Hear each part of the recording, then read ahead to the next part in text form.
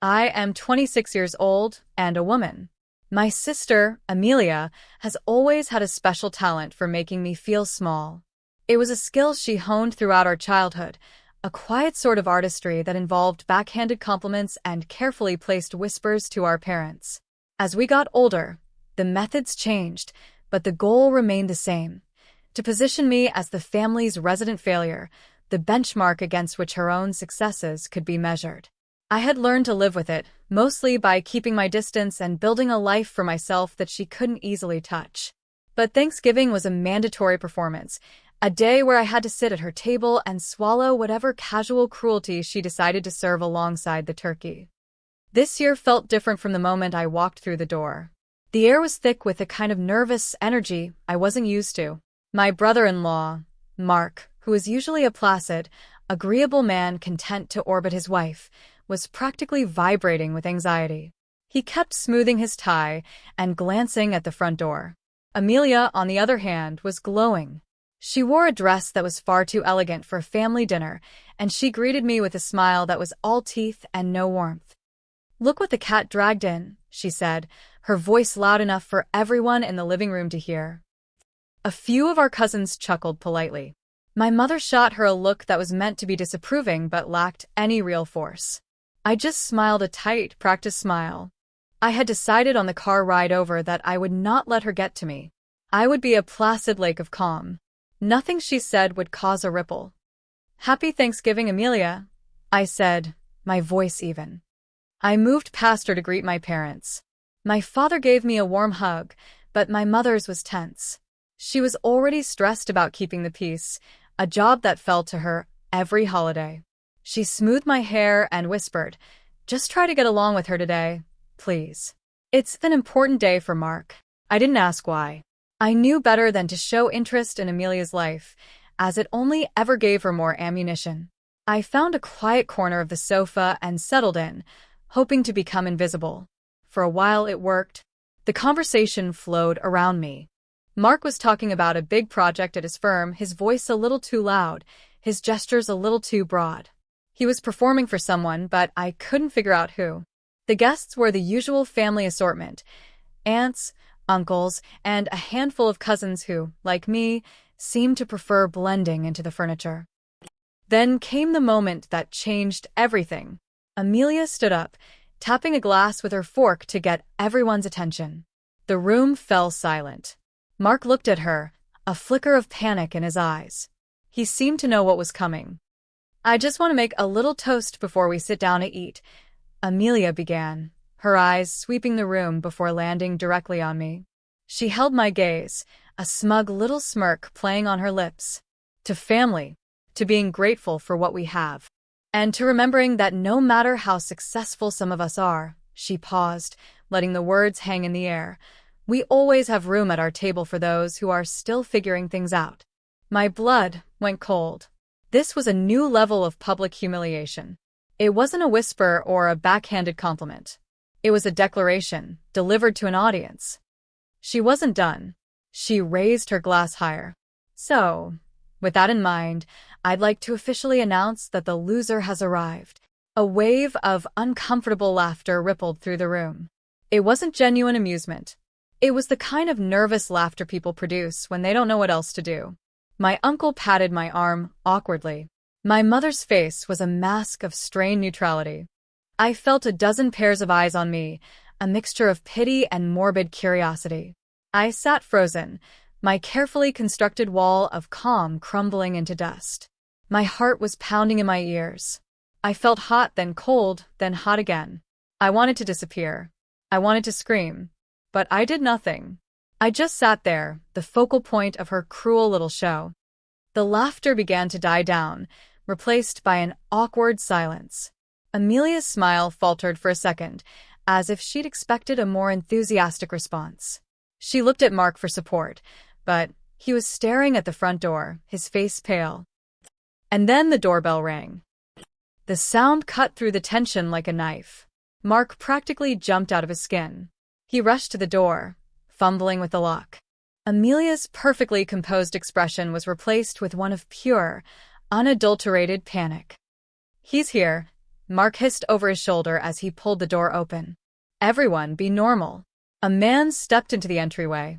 He was older, in his late 50s, with a quiet confidence that instantly commanded the room's attention. He was impeccably dressed in a tailored suit, a stark contrast to the casual holiday attire of everyone else. I had never seen him before.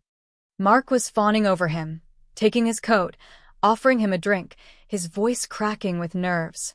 "Mr. Harrison, thank you so much for coming. We're so honored to have you." Mr. Harrison. The name clicked. This was Mark's boss. The one Mark had been talking about for months. The senior partner at his law firm, a man who held Mark's entire career in his hands. Amelia was at Mark's side in an instant, her entire demeanor transformed. The smug bully was gone, replaced by a charming, gracious hostess. "Welcome, Mr. Harrison," she cooed, taking his arm. "We're so thrilled you could join our humble little family gathering." Mr. Harrison smiled politely, his eyes scanning the room. They moved past my parents, my aunts, my uncles, and then they landed on me. He looked at me, then at Amelia, then back at me. A small frown creased his forehead. "I'm sorry," he said, his voice calm and clear, cutting through the strained silence. "I believe I arrived just as you were making an announcement." He looked directly at Amelia. "Something about a loser arriving?" The room went absolutely still. You could have heard a pin drop. Amelia's face went from pale to ghostly white. The smirk she had worn just moments before was gone, replaced by a rictus of horror. She opened her mouth to speak, but no sound came out. All the air had been sucked out of the room, and all the power she thought she held had vanished with it. In that moment, watching the panic in her eyes, a new feeling began to bubble up inside me, pushing past the hurt and the humiliation. It was cold and clear and sharp. It was resolve. I stood up slowly. I felt every eye in the room turn to me. Amelia's desperate gaze pleaded with me to say something, to smooth it over, to pretend it was a joke. But I was done smoothing things over. I was done being her punchline. I met Mr. Harrison's curious gaze. I gave him a small, sad smile. "Yes," I said, my voice steady, though my hands were shaking. "That was me. I'm the loser." The silence that followed was deafening. Amelia looked like she was going to faint. Mark looked like he was going to be sick. My mother closed her eyes, as if she could will the entire scene away.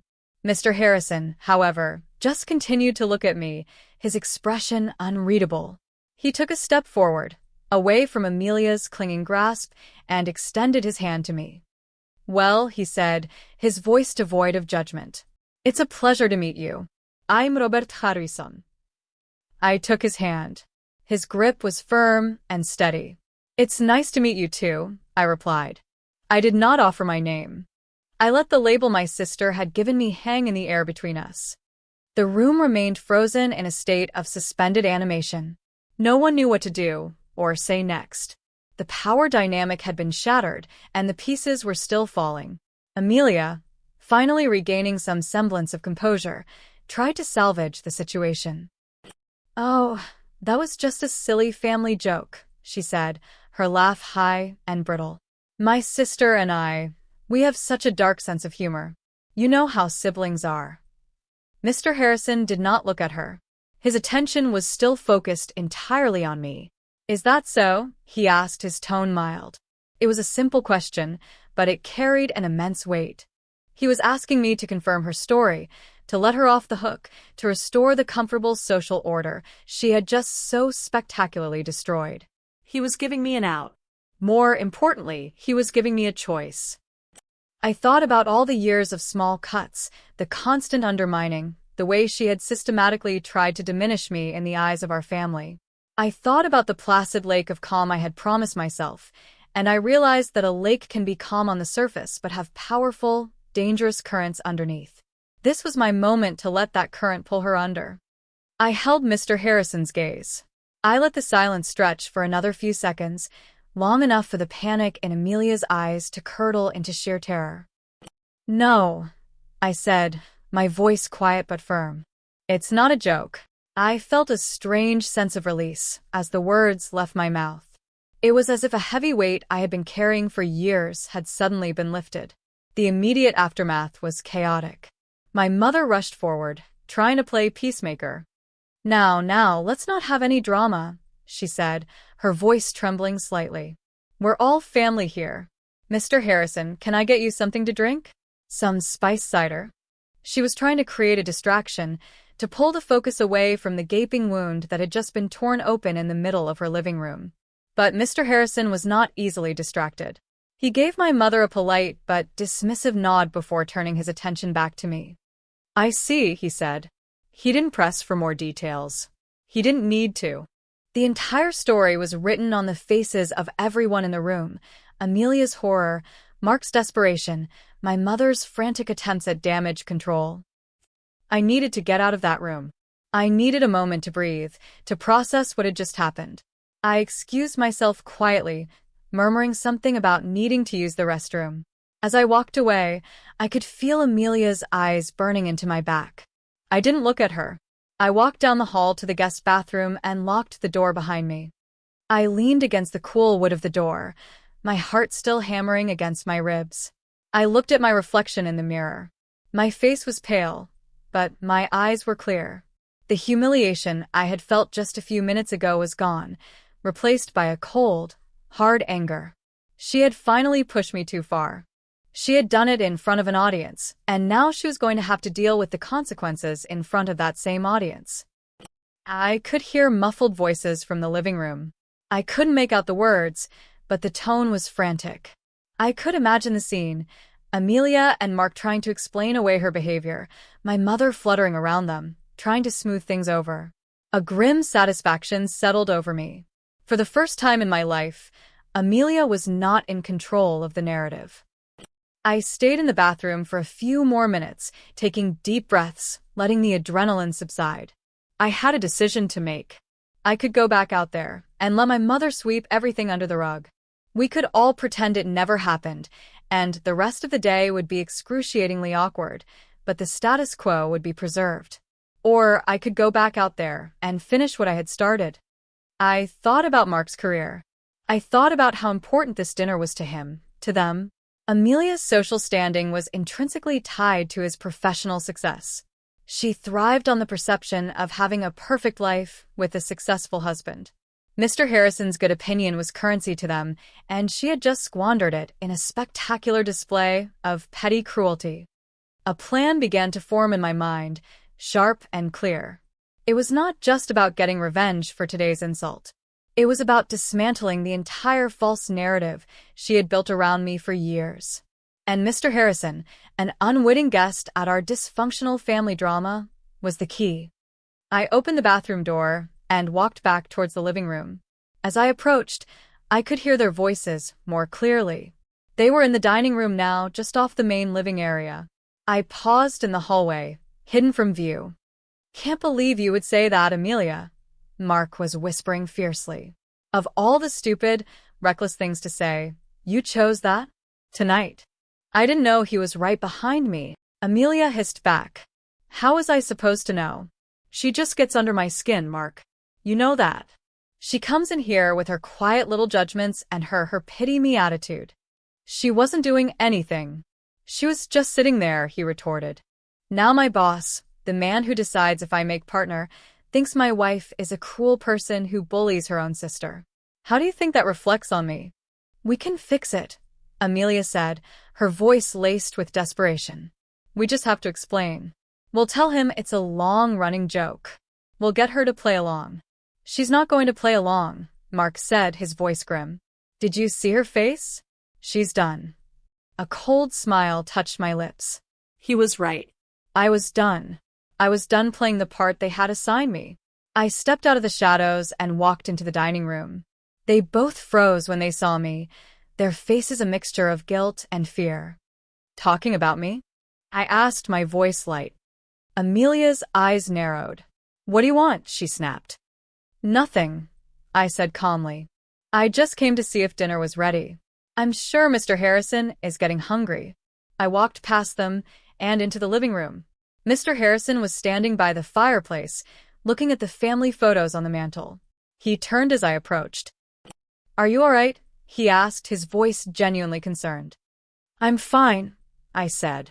Thank you for asking. I decided to take the first step of my plan. It was time to start planting the seeds. My sister can be theatrical. She likes to create stories. He raised an eyebrow. Stories? She has a certain image of me in her head, I explained, keeping my tone neutral, almost academic. And she works very hard to make sure everyone else sees it that way too. I paused, then added, it must be exhausting for her. Mr. Harrison looked over my shoulder at Amelia, who was now hovering in the doorway, watching us with a look of pure venom. He looked back at me, a new understanding dawning in his eyes. He was a smart man. He dealt with people for a living. He could read the room. I've found that people who work that hard to control a narrative are usually hiding something, he said quietly. It was the opening I needed. I suppose so, I said with a small shrug. I wouldn't know. I'm too busy with my work to worry about things like that. This was a deliberate choice of words. Work. A concept Amelia had always dismissed in relation to me. According to her, my career was a hobby, a little project I did from home that wasn't to be taken seriously. She told people I was a blogger, which was technically true but purposefully misleading. It was designed to diminish my accomplishments. Oh, Mr. Harrison said, his interest piqued. Mark mentioned you were a writer. I am, in a way, I said. I run a technical writing and content strategy consultancy. I specialize in the biotech sector. I saw a flicker of recognition in his eyes. Mark's firm had a large biotech division. This was better than I could have hoped. Biotech, he repeated. That's a complex field. We have several large clients in that space. Who do you consult for? Before I could answer, Amelia swooped in, a tray of appetizers in her hand and a painfully bright smile plastered on her face. Canapés, anyone? Mr. Harrison, you must try these. They're my grandmother's recipe. She was trying to shut down the conversation, to steer him away from me. It was a clumsy, obvious move. Mark followed behind her, looking miserable. Yes, darling, they look wonderful, Mr. Harrison said, taking one from the tray, without looking at it. His eyes were still on me. You were about to say? I smiled at my sister. It was a genuine smile this time, full of a kind of triumphant calm. Her desperate attempt to regain control had only made her look more foolish. I was just about to say, I began, my voice clear and confident, that my client list is confidential. But I can tell you that my biggest contract right now is with a company called Biogen Innovations. Mark choked on his drink. He started coughing, his face turning red. Biogen Innovations was not just a client of his firm. They were the client. The one his entire team was focused on. The one that could make or break his career. Mr. Harrison's eyebrows shot up. He looked from me to a sputtering Mark and back again. Biogen, he said slowly. They're one of our most important clients. We're handling their intellectual property portfolio for their new gene therapy trials. I know, I said simply. I wrote the public-facing documentation for those trials. And the internal training modules for their research teams. The silence in the room was absolute. Amelia stood frozen, the tray of appetizers trembling in her hands. Mark looked like he had seen a ghost. My work, my silly little blog, was not just a real job. It was a significant, high-level career that intersected directly with his own. And I was, in my own way, far more integral to his most important client than he was. The narrative Amelia had so carefully crafted for years, the one where she was the successful one, and I was the struggling loser, had just been blown to pieces. And the best part was, I hadn't raised my voice. I hadn't insulted her. I had simply told the truth.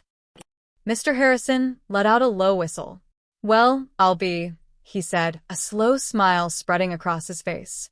He looked at me with a newfound respect. That's impressive. Very impressive. Their head of communications, a woman named Sarah Jenkins, she's notoriously difficult to work with. She demands perfection. Sarah and I have a great working relationship, I said. We speak almost daily. The look on Mark's face was a masterpiece of conflicting emotions, shock, envy, and a dawning horror as he realized the full implications of what was happening.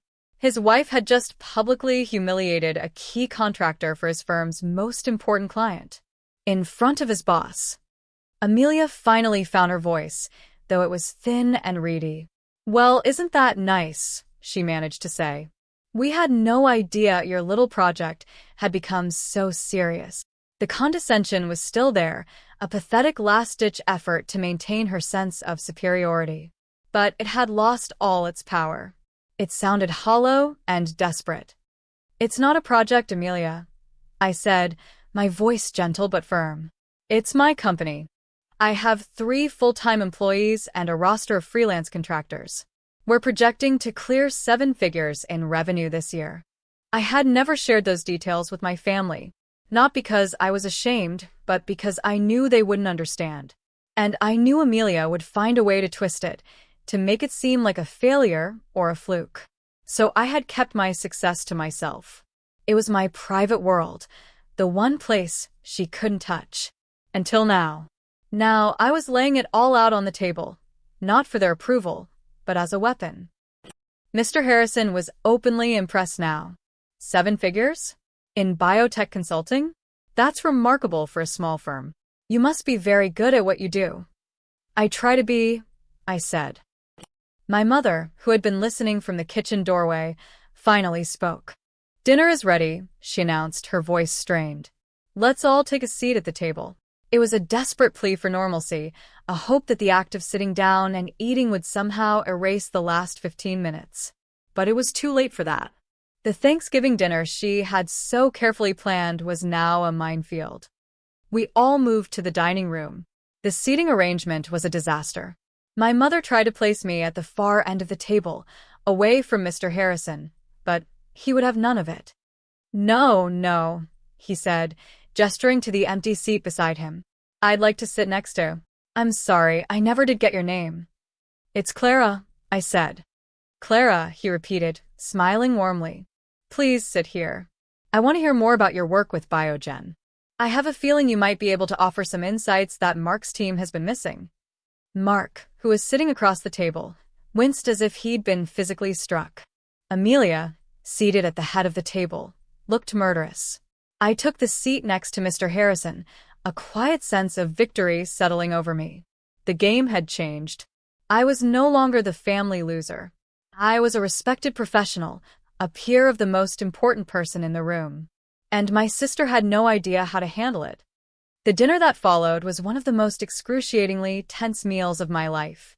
The air was thick with unspoken resentments. My father tried to make small talk about sports, but his words just seemed to hang in the air and disappear. My mother kept fussing over the food, her hands trembling as she served the mashed potatoes. My cousins and aunts and uncles ate in near silence, their eyes darting between me, Amelia, and Mr. Harrison. Amelia was trying desperately to reclaim her role as the charming hostess. She kept directing questions at Mr. Harrison, asking about his family, his holiday traditions, anything to steer the conversation away from me and my career. But he was a man who was used to being in charge, and he was not interested in playing her game. He would answer her questions politely but briefly, and then he would turn back to me. "So, Clara," he said, ignoring Amelia's question about his golf handicap, "tell me about the challenges of translating complex scientific concepts for a lay audience. That's the real art, isn't it? Taking something incredibly dense and making it accessible without losing the essential meaning." And so I told him. I talked about my process, about the importance of audience analysis, about the ethical considerations of communicating sensitive medical information. I was passionate about my work, and it showed. I forgot about the family drama, about Amelia's glares and Mark's panicked expression. I was just a professional, talking to another professional about something we both found interesting. For the first time ever at a family gathering, I felt seen. I felt respected. Mr. Harrison listened intently, nodding, asking intelligent follow-up questions. He wasn't just being polite. He was genuinely engaged. Across the table, Mark was crumbling. He tried to interject a few times to add his own legal perspective on the Biogen case, but his comments sounded clumsy and uninformed compared to my first-hand knowledge. Mr. Harrison would listen to him with a patient smile and then turn back to me, effectively cutting him out of the conversation. Amelia, meanwhile, was simmering with a rage that was almost palpable.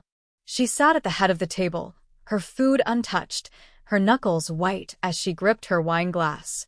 She had lost control of her own party, of her own husband, of her own narrative. The spotlight she had so carefully cultivated for herself was now shining brightly on me, the person she had tried so hard to keep in the shadows. She finally snapped about halfway through the main course. Mr. Harrison had just asked me a question about a specific regulatory filing for Biogen, one that I had helped prepare. "That's a fascinating point," he was saying. "The language in that document has to be precise enough for the regulators, but clear enough for potential investors. It's a tightrope walk." "It is," I agreed. We went through at least a dozen drafts to get it right. Sarah Jenkins and I were on a call until 2 a.m. the night before the deadline, just tweaking a single paragraph. "That's dedication," he said with an appreciative nod. "Oh, for heaven's sake," Amelia burst out, her voice sharp and loud. The entire table fell silent and turned to look at her. "Can we please talk about something else? I'm sure we're boring everyone to death with all this shop talk." Her smile was brittle, a paper-thin mask over her fury. She was trying to frame the conversation as rude, as exclusionary, a desperate attempt to regain social control. Mr. Harrison looked at her, his expression unreadable. He placed his fork and knife down on his plate with deliberate slowness. "On the contrary, Amelia," he said, his voice dangerously soft. "I'm not bored at all. I find this conversation incredibly valuable. In fact, it's given me a great deal to think about regarding our firm's strategy for the Biogen account." He then turned his gaze to Mark. It was not a warm gaze. It was cold and analytical, the look of a boss evaluating a subordinate. "Mark," he said, his tone still quiet but now carrying an unmistakable edge of command. "Why haven't you ever mentioned your sister-in-law's work to me? She's a key player with our most important client. Her insights could have been invaluable to our team. Did you not know the extent of her involvement?" Mark squirmed in his seat. He looked at Amelia, then at me, then down at his plate. He was trapped. If he said he didn't know, he would look incompetent, out of touch with a key aspect of his biggest case. If he said he did know, he would look like he had deliberately withheld valuable information from his boss, which was even worse.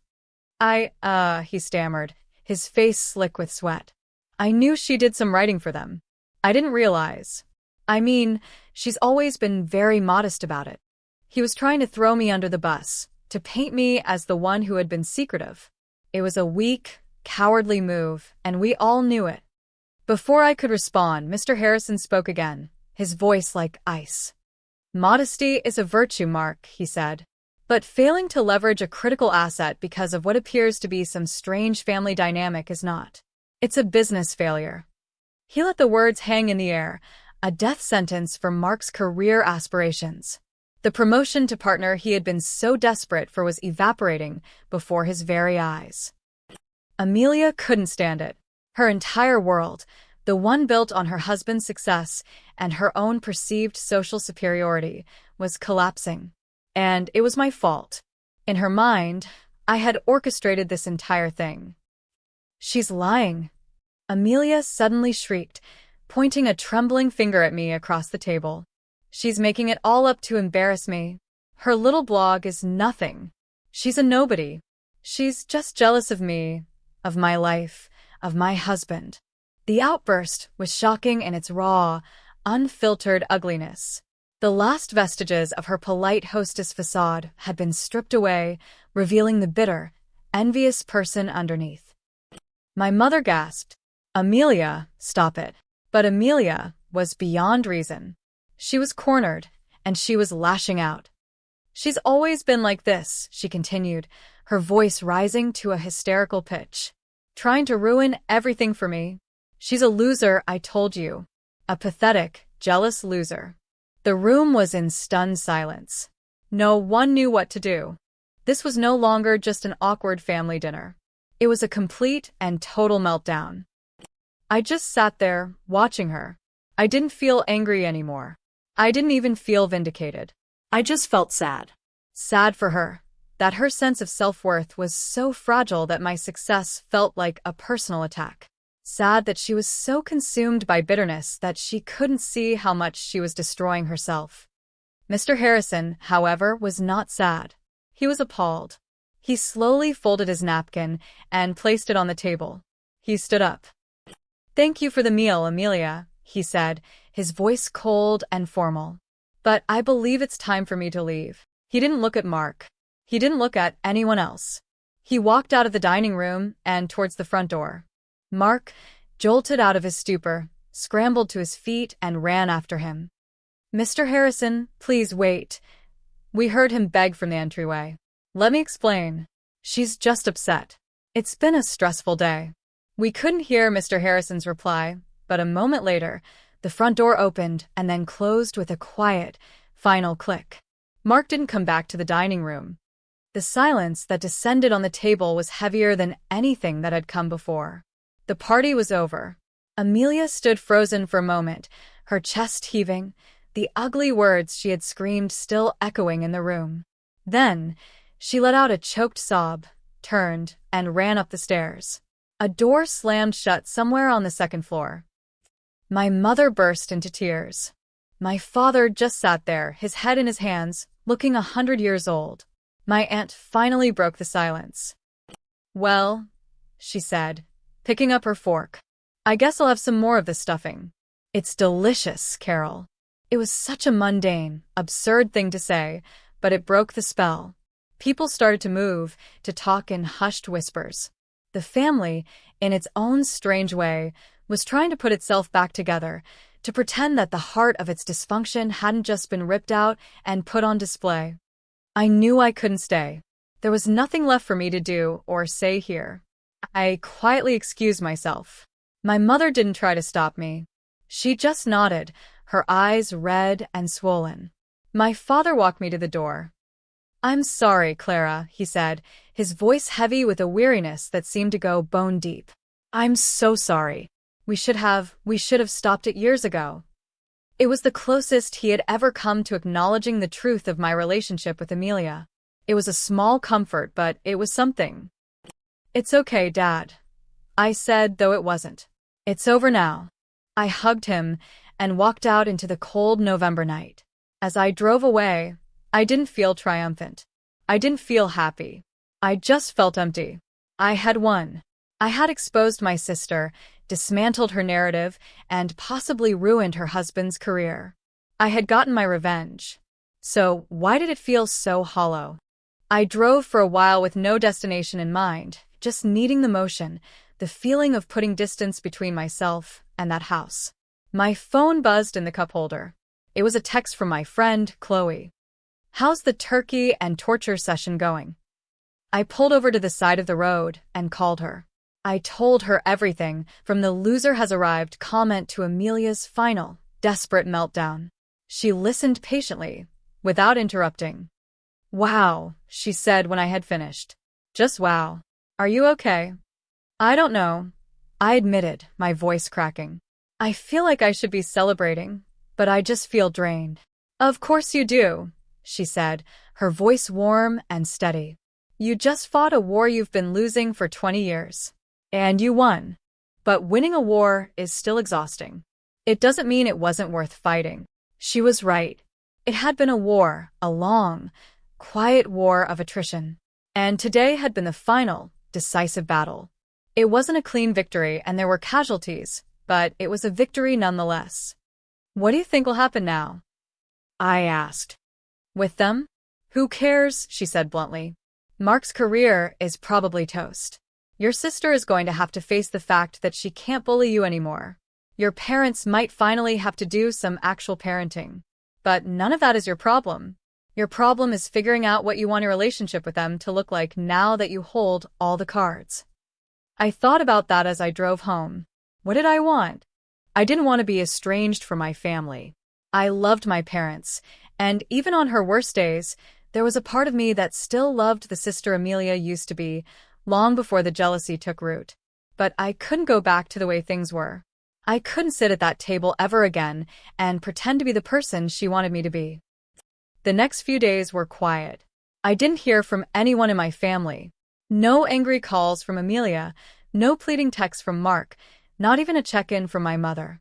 The silence was unnerving at first, but then it became peaceful. It was a space for me to breathe, to think. A week after Thanksgiving, I got an email. It was from Robert Harrison. The subject line was simply Biogen. My heart skipped a beat. I opened it, my hands trembling slightly. It was short and to the point. He apologized again for the unfortunate circumstances of your meeting, but said he had been very impressed by my insights.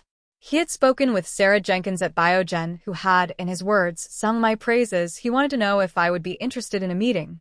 He thought there might be a way for my consultancy and his law firm to collaborate on some projects to offer a more integrated service to clients like Biogen.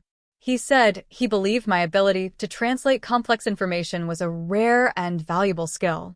He ended the email by saying, "I have a policy of working with winners.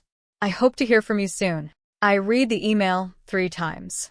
It was a professional opportunity beyond anything I could have imagined.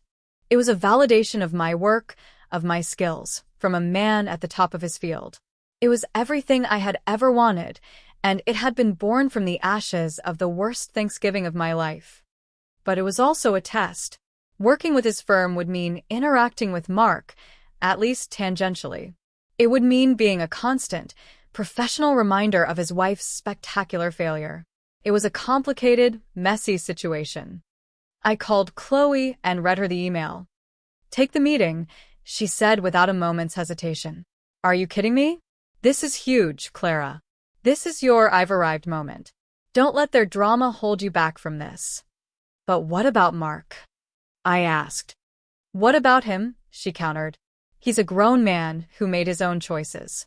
He chose to enable your sister's behavior for years. He chose to stand by while she belittled you. He chose to try and throw you under the bus at that dinner table. His career is not your responsibility. Your career is your responsibility. And it's about to take off like a rocket." She was right. Again. My loyalty was to myself, to the business I had built from nothing. I had spent too many years making myself smaller to accommodate my sister's ego. I wasn't going to do it anymore. I replied to Mr. Harrison's email and accepted his invitation for a meeting. The day before the meeting, my mother called. It was the first time I had heard from her since Thanksgiving. Her voice was small, tentative. "Clara, honey, how are you?" she asked. "I'm fine, Mom," I said, my voice neutral. "That's good," she said. There was a long, awkward pause. I didn't fill it. I waited for her to say what she had really called to say. "Your sister, she's having a very difficult time," my mother finally said. "Mark is, well, things at his firm are not good. That man, Mr. Harrison, he's been very cold to him. They've taken him off the Biogen account. They think he might be pushed out at the end of the year." I didn't say anything. I just listened. "Amelia feels terrible about what happened," she continued. "She knows she went too far. She was just under a lot of pressure. She wants to apologize." I felt a familiar pang of guilt, the one my mother had been expertly cultivating in me my entire life. The feeling that it was my job to manage Amelia's emotions, to forgive her transgressions, to keep the peace at all costs. But this time, something was different. The guilt was there, but it was faint, a distant echo. It was overshadowed by the memory of Amelia's face, twisted with hate, as she called me a loser. "Does she want to apologize?" I asked slowly, "or does she want me to fix things for Mark?" My mother was silent for a moment. "She just wants to make things right," she said, but her voice lacked conviction. "I have a meeting with Mr. Harrison tomorrow," I said. I could hear her sharp intake of breath on the other end of the line. "You do? Oh, Clara, that's wonderful." See? You could talk to him. "You could explain that it was all a misunderstanding. You could tell him what a good lawyer Mark is." And there it was. The real reason for her call. It wasn't about me. It wasn't about Amelia's supposed remorse. It was about salvaging Mark's career, about restoring the family to its comfortable, familiar hierarchy. "No, Mom," I said, and my voice was harder than I had ever used with her before. "I'm not going to do that." "But why not?" she pleaded. "He's your brother-in-law. He's family."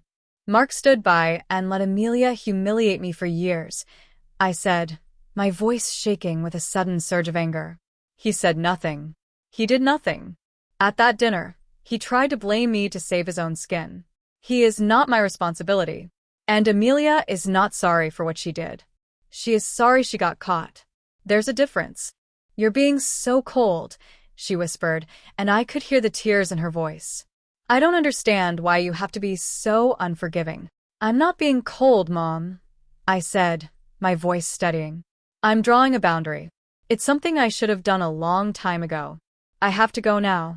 I have to prepare for my meeting." I hung up before she could reply. My hands were shaking, but my mind was clear. I had done the right thing. I had finally chosen myself. The meeting with Robert Harrison was in a sleek, glass-walled conference room on the top floor of his firm's building. The views of the city were breathtaking. He was just as I remembered him, calm, confident, and direct. He didn't mention Thanksgiving, except for a brief, "I'm glad we were able to connect, despite the unusual circumstances." We talked for 2 hours. We talked about biotech, about communication strategies, about the future of the industry. He was brilliant, and I found myself rising to the occasion, matching his insights with my own. It was exhilarating. By the end of the meeting, we had hammered out the framework for a formal partnership. My small consultancy was about to be launched into a whole new league. As we were wrapping up, he paused, his expression serious. "Clara," he said, "I need to be transparent with you. Mark's position at this firm is untenable. It's not just about what happened at your family dinner, though that was certainly illuminating. It's about a pattern of poor judgment. The fact that he was so unaware of your role with Biogen was the final straw. He will be leaving the firm at the end of the month." I just nodded. I wasn't surprised. "I want to tell you this myself," he continued, "because I want our professional relationship to be built on a foundation of honesty. His departure has nothing to do with you, and it will not affect our partnership. But I imagine it will have an impact on your family." "I appreciate you telling me," I said. "And you're right, it will. But my family is something I am learning to manage, separately from my professional life." He smiled, a genuine, warm smile. "A valuable skill," he said. "Perhaps the most valuable of all." I left his office feeling like I was walking on air. The future felt bright and full of possibilities. The weight of my family's dysfunction, which had been a constant burden for so long, felt lighter than it ever had before. That evening, I got a call from a number I didn't recognize. I almost didn't answer, but something made me press the green button. "Hello." "It's Mark," his voice was flat, defeated. "Mark," I said, my own voice cautious. "I'm calling to tell you that I've been let go," he said. "They're giving me a severance package, but I'm out at the end of the month." "I'm sorry to hear that," I said, and I meant it. I had never wished him ill. I had only wished he would stand up for what was right. "Are you?" he asked, a bitter edge to his voice. "Because it feels like this is exactly what you wanted." "What I wanted, Mark," I said, my voice firm, "was for my own sister to treat me with a basic level of respect. That's all. Everything that happened after she failed to do, that is a consequence of her actions and yours." He was silent for a long time. I could hear him breathing on the other end of the line. "Amelia is a wreck," he finally said, his voice cracking. "She won't leave the house. She blames herself for everything." "Good," I said. The word was out of my mouth before I could stop it. It was cold and sharp. "What?" he asked, shocked. "Good," I repeated, my voice steady now. "It's about time she blamed herself for the consequences of her own behavior, instead of blaming me." "That's a cruel thing to say," he whispered.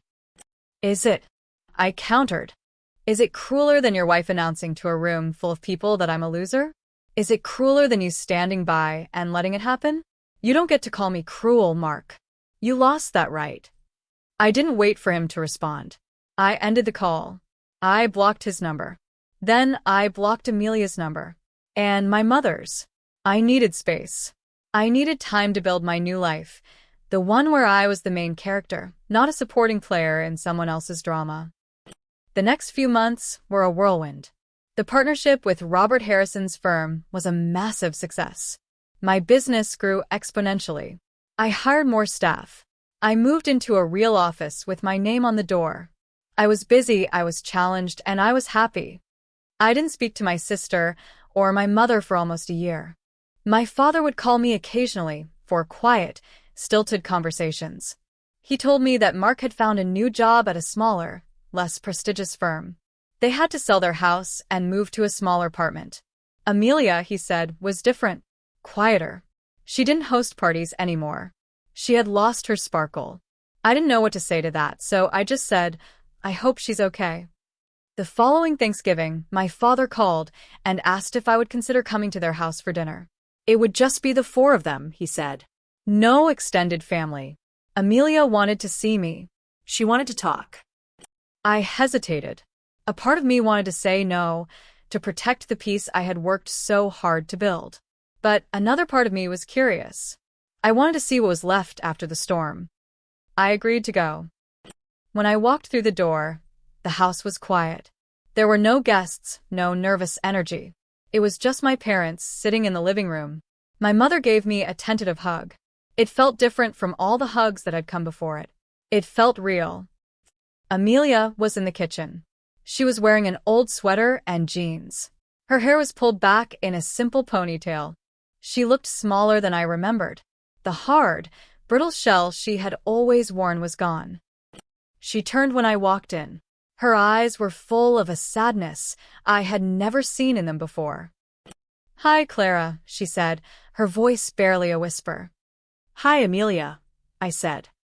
We stood in silence for a moment, the air thick with all the years of unspoken words between us. "I'm sorry," she finally said, the words catching in her throat. "I'm so sorry." For everything. Tears started to stream down her face. They weren't the crocodile tears of a manipulator who had been caught. They were the genuine, heartbroken tears of someone who had finally been forced to look at themselves and didn't like what they saw. "I was so jealous of you," she sobbed. "You were always so smart, so independent. You built this amazing life for yourself, and you did it all on your own. I had to have Mark, I had to have the big house, I had to have the parties, all to feel like I was worth something. And when I saw you, so content with who you were, it made me feel like nothing. So I tried to make you feel like nothing too. It was a horrible, ugly thing to do, and I'm so sorry." I listened to her, and for the first time in a very long time, I didn't feel anger. I just felt a profound sense of pity. All those years, I had thought her cruelty came from a place of strength, of superiority. But it had come from a place of deep, gnawing insecurity. She hadn't been punching down. She had been punching up at an image of me she had built in her own head.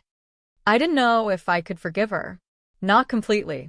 The scars were too deep. But I knew that I couldn't carry the anger anymore. It was too heavy. "Thank you for saying that," I said quietly. "It means a lot." It wasn't forgiveness, but it was a start. It was a crack of light in a door that had been sealed shut for a very long time. We had dinner, just the four of us. It was quiet, but it wasn't uncomfortable. We talked about my work, and for the first time, Amelia asked real questions. She seemed genuinely interested. She told me about a pottery class she had started taking. She seemed happy, in a quiet, simple way that had nothing to do with social status or appearances. As I was leaving, she walked me to the door. "I know I have no right to ask this," she said, looking down at her hands. "But do you think maybe we could get a coffee sometime? Just to talk." I looked at my sister, really looked at her. The ghost of the person who had called me a loser was still there, but it was faint. In its place was someone new, someone I didn't know yet. Someone I might want to. "I'd like that," I said. And as I drove home, I realized that my victory hadn't been in watching her world crumble. The real victory was in this moment. The moment where I was free to choose. I could choose to walk away, or I could choose to stay and see what could be rebuilt from the wreckage. For the first time, the choice was mine. And that was a better feeling than revenge could ever be. The silence I had craved for so long was finally mine to control. It was no longer an absence of their noise, but the presence of my own peace. They had finally learned what it feels like to be small, and in doing so, had given me the space to be bigger than I had ever imagined. The past was a story I could now close the book on, and the future was a blank page, waiting for me to write it.